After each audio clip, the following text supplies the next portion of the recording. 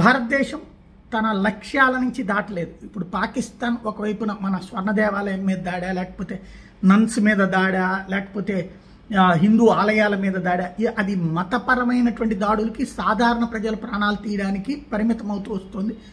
దాంతోపాటుగా సరిహద్దులో మన సైన్యం మీద చేసేటటువంటి దాడి, ఇట్లాంటి ప్రయత్నాలు నడుస్తున్నది. మనం తీవ్రవాద స్థావరాలే ప్రధాన లక్ష్యంగా చేసుకుంటూ వెళ్తున్నాం. మొన్న పాకిస్తాన్ సరిహద్దు లోపల ఉన్నటువంటి తీవ్రవాద స్థావరాల మీద దాడులు చేశాం.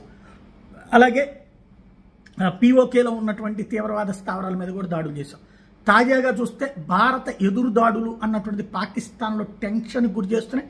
దీంతో రాజౌరిలో రాజ్ కుమార్ అనేటటువంటి అధికారి నివాసం మీద కాల్పులు జరిపింది పాకిస్తాన్. ఆయన మరణించాడు. అంటే పాకిస్తాన్ ఇక వ్యక్తుల మీదన దాడులకి పాల్పడుతుంది.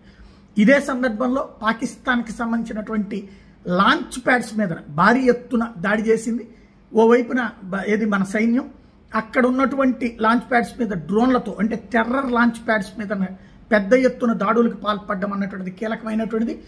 శ్రీనగర్లో వాళ్ళ ఫైటర్ జెట్లను కూల్చడం, వాళ్ళ డ్రోన్లను కూల్చడం, అదే సమయంలో మనం అప్రమత్తంగా ఉండడం, ఇవన్నీ ఒక ఎత్తు అయితే అణుయుద్ధపు బెదిరింపులకి ఇక నెక్స్ట్ ఏం సమాధానం చెప్తారో చూడాలి.